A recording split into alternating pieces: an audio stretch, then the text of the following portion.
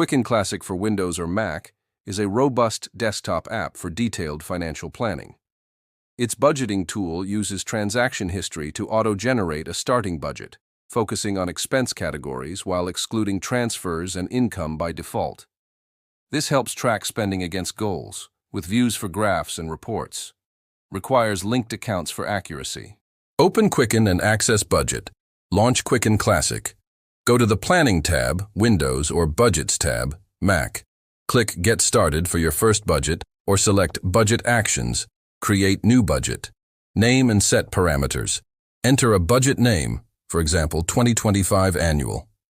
Choose the year or rolling time frame, for example, 12 months. Quicken scans the past 12 months of transactions to populate categories with averages, like let's say $75 per month for phone bills. Review auto-populated categories. In the budget window, see expense categories like groceries or utilities. Totals appear as monthly amounts. Exclude irrelevant ones, e.g., one-time purchases, via checkboxes.